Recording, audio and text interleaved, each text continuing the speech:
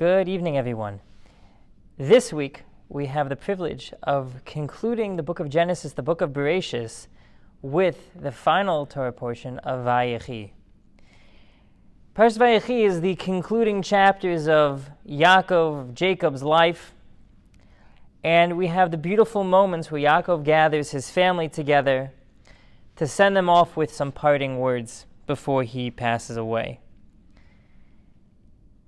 This section of the Torah is known as Birchos Yaakov, the blessings of Yaakov. But if you actually read the verses carefully, you'll detect that the name doesn't really seem to line up with some of the comments that Yaakov makes to his kids. For some, like Reuven, he pulls them over the coals.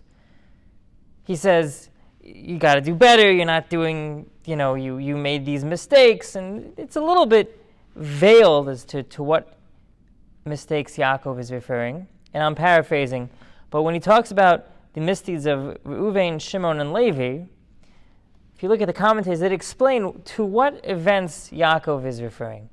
But those don't seem to be blessings.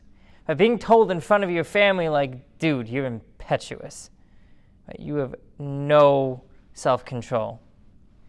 The 2021 equivalent might be like, dude, you need to get that ADHD checked because you're wreaking havoc in the classroom.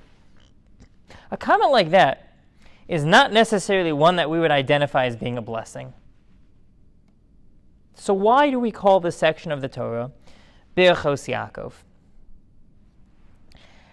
And I think the answer is that because sometimes good feedback is the biggest blessing that a person can get.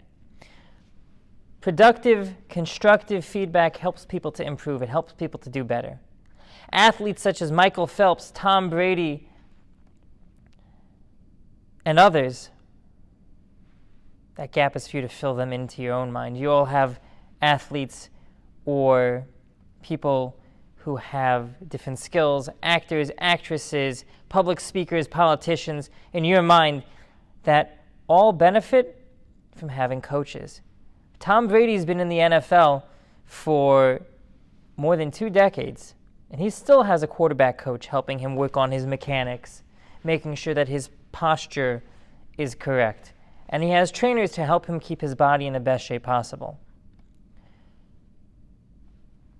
Even though he has more decades of experience on the football field, Tom Brady is still getting feedback on his performance. His coach, Bruce Arians of the Tampa Bay Buccaneers, is publicly calling him out on his technique and his play.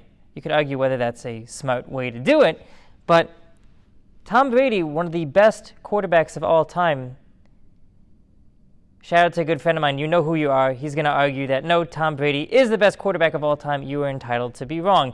Anyway, in the context of improving performance, feedback that is productive and constructive is a blessing because it allows the person to actualize their potential, to allow them to be the best player, to be the best person, to be the best professional that they can be. Reuven, Shimon, and Levi may not have liked the messages that they were given.